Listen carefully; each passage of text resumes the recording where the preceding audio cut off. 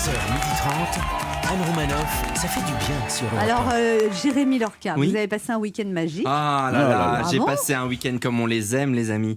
En tant que bobo qui se respecte, je suis allé dans un restaurant végétarien. Je me suis assis à une table, j'étais de bonne humeur jusqu'à ce qu'on me dise « Les personnes seules au comptoir !»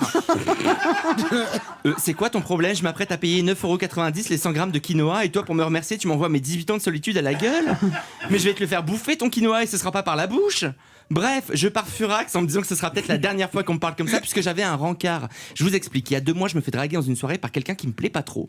Mais comme cette personne insiste depuis 2 mois pour me voir, je me dis bon, un verre ça coûte rien. Ah bah si ça coûte 20€ quand même. Hein. Parce qu'on a pris 2 thés, il fallait régler à la commande. Moi j'ai voulu faire le grand prince, j'ai dit laisse, je t'invite. Quand j'ai vu le prix, je pleurais intérieurement. Depuis quand on paye 10€ pour de l'eau chaude? Ils ont un problème de compteur EDF, c'est quoi l'histoire? Bref, le rencard se passe et au bout d'une heure et demie, peut-être dans un moment d'égarement, la personne me lâche. Oui, parce que comme je suis en couple avec quelqu'un depuis 5 ans, j'ai une question. Est-ce qu'on peut rétablir la peine de mort? Pour tous les menteurs, les infidèles, s'il vous plaît? Ah bah direct, pour survivre à ça, je rentre dans une librairie, je cours au rayon développement personnel, j'achète le premier bouquin venu sur comment être en couple et comment le rester. Anne, ça va t'intéresser. Et là, je découvre que l'auteur, Léa Descésar, a mené une enquête et tous les psys sont formels sur un point. Tous les gens qui pètent devant leur partenaire ont plus de chances d'être dans une relation durable. Pardon? C'était ça le secret? Avec mon ex, j'ai essayé d'être le petit ami parfait. T'es malade, je te fais un grog, tu vas pas bien, je te prépare un petit week-end romantique et on m'annonce quoi? Qu'il fallait juste lâcher une caisse?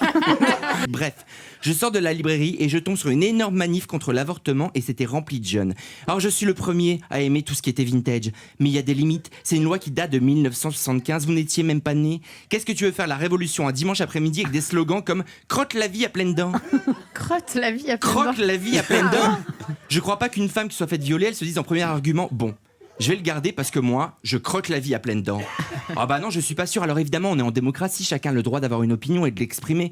Mais il y a des arguments qui sont un peu surprenants quand même. Il y a un monsieur qui était interviewé à la télé, il a déclaré « Dans notre pays, on encourage des femmes à avorter alors qu'on fait venir des étrangers qui seraient bien plus heureux dans leur pays. » Ah bah tu sens que lui, il croquait la vie à pleines dents. Vraiment, en termes de croque, on est au max. Non mais plus sérieusement, on va prendre le schéma classique. Un mec et une nana se rencontrent à une soirée, ils couchent ensemble, ils ont trop bu, ils sont pas protégés, la fille tombe enceinte. C'est la tuile.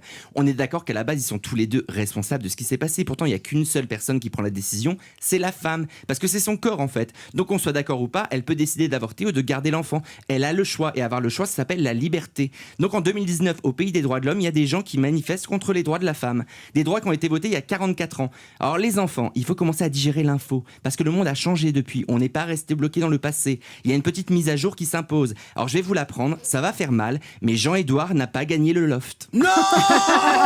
Amel Bent a perdu la nouvelle star et Ségolène Royal n'a pas été la première femme présidente de la République. C'est la vie, c'est comme ça, va falloir s'y faire. Alors le dimanche après-midi, si vous aimez tellement le vintage, faites une brocante, lisez des bouquins de développement personnel, mangez du quinoa, buvez du thé et si vous êtes toujours énervé, j'ai un dernier conseil, pétez un coup, ça va vous détendre.